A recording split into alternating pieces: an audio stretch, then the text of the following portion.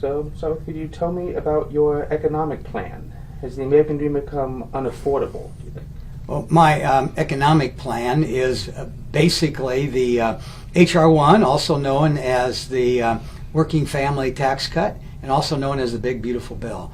It includes a lot of tax policy changes that I think will really kickstart or boost the American economy, such as accelerated depreciation, no tax on tips, no tax on overtime, and no tax on Social Security.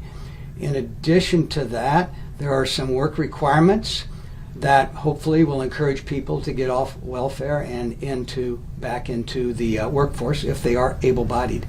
And that is another aspect of what I think needs to be done to enhance the economy, and that is to expand the labor force by getting more people off of welfare dependency. We need also to cut excess regulations, and we need to reshore manufacturing as much as we can to the United States and level the playing field in international trade for the United States. Since World War II, we've been subsidizing world trade, and we needed to do that when the world was in ruins and the U.S. was the only country standing. But so many 80 years later, we don't need to be subsidizing countries like China or Europe. Would you vote yes or no on the Epstein Files Transparency Act? Well, I'm generally opposed to turning over FBI files because they include so much in the way of uncorroborated and unproven accusations. But this is an exceptional situation, and exceptional situations call for exceptional remedies. And so in this case, I would vote for release of the Epstein files. And what about yes, no on the Stop Illegal Entry Act of 2025? I would definitely vote yes on that bill. We cannot ever have another open borders policy like what the Biden administration apparently had. It will eventually, sooner than probably later, destroy our country. And this particular act enhances border control. According to census data, Illinois lost almost 300,000 people between the last two censuses, while the U.S. as a whole gained a 7% growth in population. What needs to be done to make Illinois a state that sees population growth over the next decade? Tax policy needs to be better, or the state government needs to learn to live within its means. The state budget has gone from $38 million, I think, to $55 million since Governor Pritzker became governor. And they have paid for that extra revenue in part from more taxes. Instead, they should have been lowering taxes like states like Florida and California did, and in order to encourage more people to stay here and to move to Illinois.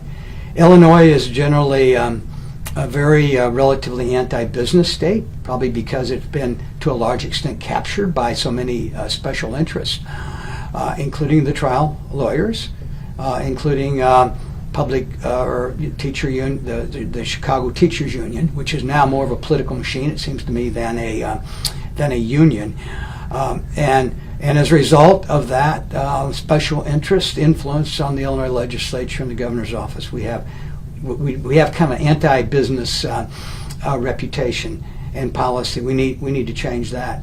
Those two changes would make a big difference. Also, better education. Chicago is the big city in the country, and it's certainly in this state.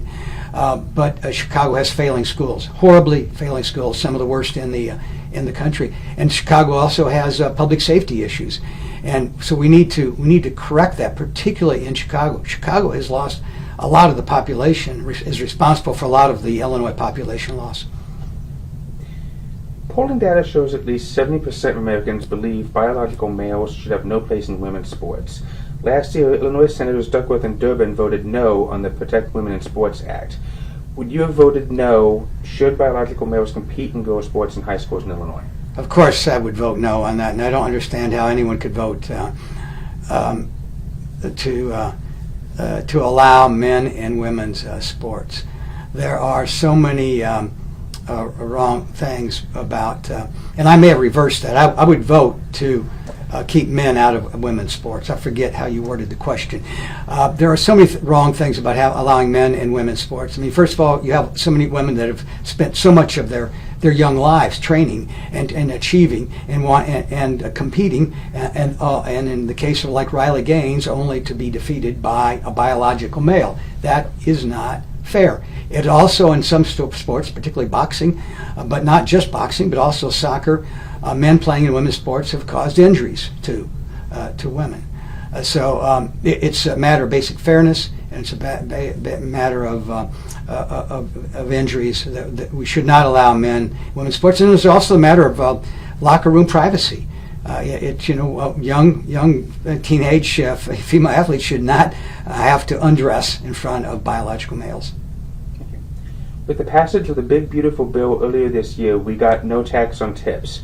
However, Illinois, along with Maine and the District of Columbia, has decided not to accept that, and they continue to tax tips. Do you support taxing tips? I support not taxing tips, which is what H.R. 1 provides.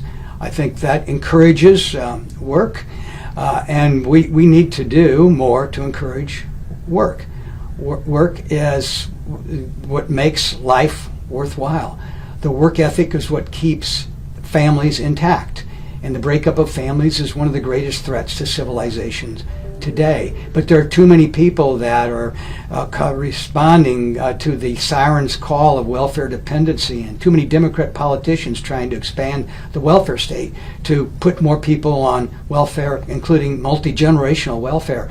We've got to correct that somehow, and work is the way to do it. And anything that encourages work, anything reasonable that encourages work, I support, including no tax on tips, no tax on overtime, and no tax on Social Security.